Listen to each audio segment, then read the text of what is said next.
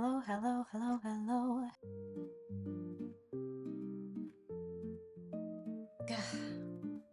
I know, my filters are awful. Yeah, the two whole people who watch your videos are gonna loathe the aesthetic.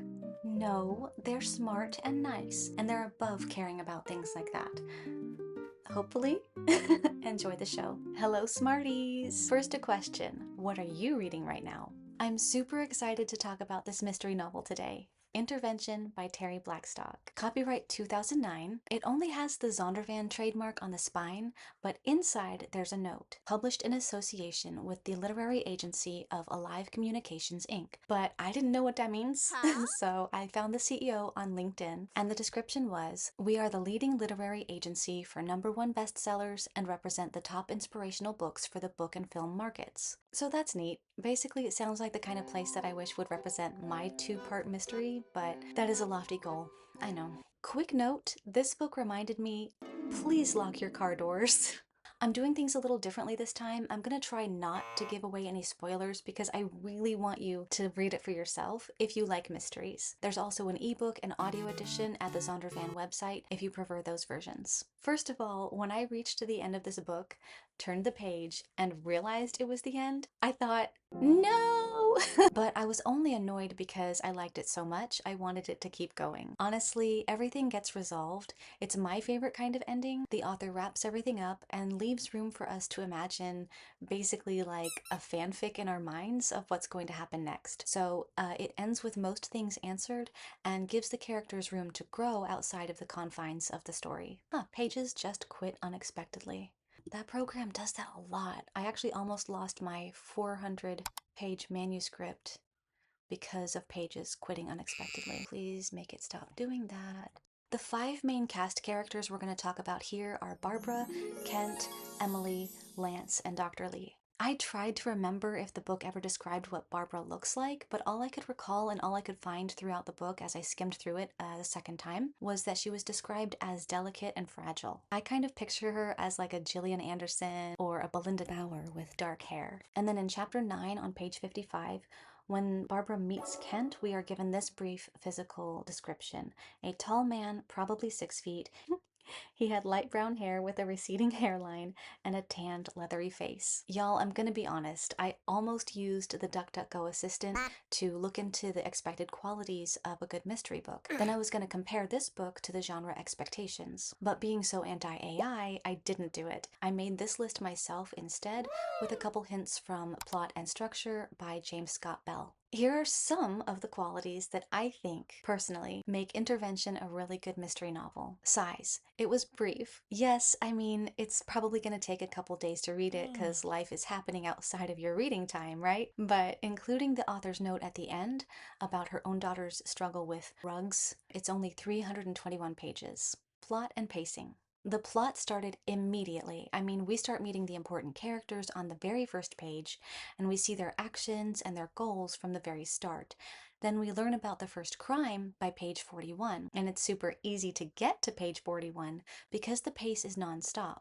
If we're not on an action scene, then we're in reaction or setup or deepening. So there's always something going on that's moving the plot forward or developing the characters. Not predictable. I didn't personally find anything to be overly predictable. You could argue that it's formulaic just because it has a beginning, a middle, and an end. We meet important characters in the beginning and the action starts and the problem is presented. And then in the middle, the tension mounts and obstacles are added. Then we have the apex of the action and the final confrontation at the ending. But the formula works, and the author uses that story structure expertly. POV Clarity. The author makes it plain whose POV we're in.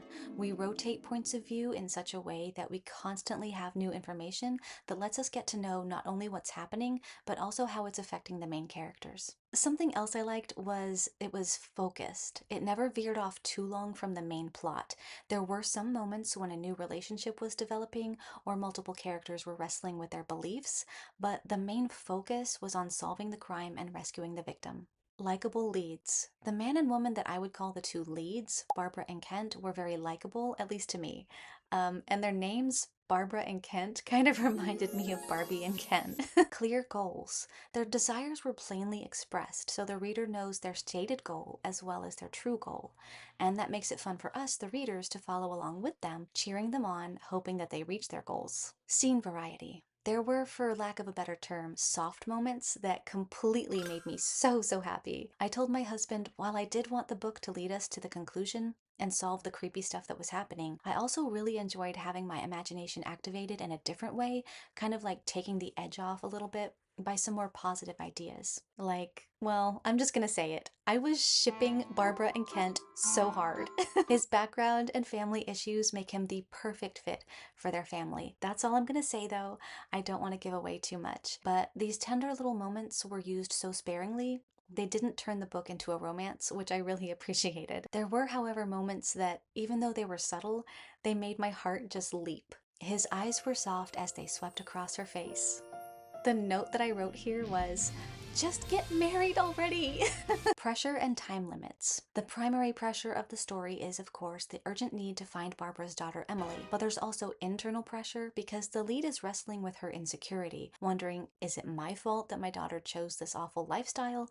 And what can I do to help rescue her from herself? And there's external pressure from people judging her family. And y'all, having been a teenager, 20 years ago, I was pretty awful. And in the case of this book, I have to say, no, it was not Barbara's fault that her teenager is a jerk. Addictive chapter endings. The chapters often end with a decision being made or a character in turmoil or in motion, so this entices the reader, making us want to turn the page. Character sympathy. With simple, brief wording, the author elicits sympathy and creates character relatability. She battled the mocking voices whispering despair into her ear. Who hasn't felt like that, right? And the big decision to send Lance home had rendered her unable to make the small ones. Choice paralysis in the face of complication, sorrow, grief, drama is very relatable. Complex villain. The main villain or antagonist wasn't this simple mustache-twirling goofy person. He had conflicting beliefs and was a little crazy, so that made him more difficult to defeat. He kind of had this Gollum vibe going towards the end. He was thinking, I am a good person, but I have to do this. No, maybe I'd better not. His internal struggle gave him some more depth and made him less likable, to me anyway, because he was justifying basically being awful. Info dripping. Through internality and dialogue that's sprinkled throughout the story, we learn a little more about the main characters, enriching them over time and making us feel more invested in their success and the outcome. Establishing location and mood. With simple, deliberate word choices, the author sets the stage for you, creating an eerie atmosphere in very little time, like when Barbara is in a bad part of town. She turned onto a dark street, saw men lurking on the curbs. Some of them stepped into the street to approach her car as she drove by. Her headlights swept over the faces of men hawking their goods and hookers displaying their wares. Character growth. Not only do the characters grow throughout the story, this is in regards to a specific guy. At first, he is kind of cold and unreadable, but still professional and motivated to do what's right. Then, when his ice starts to melt, he is immediately revealed as basically a sweetheart, like a heart of gold. And as his walls start to come down, you feel that tension that he started with relaxing a little bit, and that was fun to witness. This is by no means a comprehensive list of the book's good qualities, but the last item for now is no Deus ex machina. Getting out of the danger at the end was complicated. At first, I thought this one scene was going to get really cheesy and let the characters off way too easily, but it doesn't end up that way. The rescue requires a lot of wisdom and careful plotting. New topic, printing quality. I didn't notice much in the way of typos, and the writing style is very smooth and easy to read quickly. However, in chapter 62, there's a phrase used twice, and I wasn't sure if it was deliberate. Maybe Lee had bought another property in the last few days. Kent searched his database for the homes near the shopping center that had sold in the last few days. In my mystery, I'm trying not to repeat phrases, descriptions, particular adverbs too closely together unless it's for a specific effect. If I spotted this while editing my manuscript, I probably would have changed the first use of the phrase to recently or this week. So I was just wondering if this was an accident or a stylistic choice. I don't have any sponsors, so if there are any ads on this video, I'm sorry, I don't have control over that. However, since we're here anyway, I wanted you to know that for more literature-related fun, I recommend my group podcast, the Drunken Writers Group Podcast. Are you done self-advertising? Yeah. Other thoughts. I had so many favorite lines in this, and I don't just mean the dialogue like, "This dude's about to make me mad." So amazing! The author's descriptions were often brief, yet so immersive.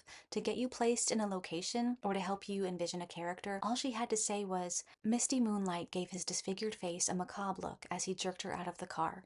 With just this single sentence, your imagination takes over, seeing a guy with shadows across his face and a harsh, scary expression. My biggest struggle was having empathy for Emily, but that's not due to the writer. It's because some people I care about, including 2 children and several adults, have recently been harmed and stolen from by a rug user. She hasn't apologized and she blames everyone else for her choices. So reading about how Emily blames her mom for her choices really hit a nerve. But trust me, I did want her to get free and I didn't want harm to come to the character. I just really wanted her to stop hurting other people. The author repeats the word nightmare to remind us that the situation is frightening to a surreal level for the main character. Then from the villain's perspective, we're told that he makes a devious plan to put this whole nightmare behind him. At first, the repetition seemed cheesy to me, but I started to appreciate it. I like that the characters who should have been pretty smart were pretty smart. Like, Barbara didn't have all the answers, but she was very clever. She wasn't a helpless damsel. Hi, you're a big thing. Look at those big whiskers. The author mentions 3 celebrities who purportedly had substance abuse issues: Anna Nicole Smith, Amy Winehouse, and Lindsay Lohan. Now remember, this was published in 2009, and in 2025, it seems like Lindsay Lohan is doing well. Thank God. So that's awesome. I also thought of the sad loss of John Belushi, Chris Farley, Heath Ledger, Prince, Michael Jackson, Andy Gibb, River Phoenix, Mitch Hedberg. There are probably many more, and some of those that I listed were allegedly accidents caused by other people. All I can say is Hollywood seems like a really dangerous, heartbreaking place. There were the typical moments where you think, oh, that is so contrived. But first, yes, a fictional story is 100%, by definition, contrived. And I'll be honest, a lot of things in real life can seem contrived. Like, I've seen several body cam videos where someone does something illegal after the cops show up, and the cops are like, well, that made our jobs easy. So all I'm saying is life is ridiculous and sometimes truth is stranger than fiction. But where it felt contrived for me was, for some reason, the way that the detectives talk in the book sounded like book cop dialogue to me. But to be fair, it's not just a Terri Blackstock thing. The dialogue sounded like movie cop or book cop banter, so I don't know how I would write it any differently, so I'm not complaining, it's just something that I'm curious about. Another thing I was curious about was this. After something bad happens, the mother is asking where her son is, and the cop says, okay, I'll bring him here to see you. And this was my question. Barbara asks about Lance. Kent says he'll have him brought here. I don't know if that's realistic because A, they would worry about crime scene contamination, and B, a 14-year-old seeing the location where his family was just traumatized. But sometimes rules don't have much logic behind them, and on the flip side, some rules make sense to everyone except me because I see things differently. And I've never been a cop, so I don't know if that would really be allowed. But I don't know nothing about nothing, so it's just a question I had. This was the note I made immediately after finishing the last page. Ugh, wonderful book, but I almost want more. I want to see Kent teaching Lance how to fish or something cheesy like that. And their mailbox says, Mr. and Mrs. Harlan. But really, it is a good finish because we have resolution across the board, plus some hints at some positive future changes. In conclusion, I highly recommend Intervention. As for content rating, it's not for kids, but it's not above like a PG-13 level. And y'all, if I can write half this well, my 2-part mystery is gonna be great someday. So here's hoping. You already know what I'm gonna say, right? Compassion is love plus action. Thank you so much for watching and have a great day. Don't be nervous, you can do this. So weird. So strange.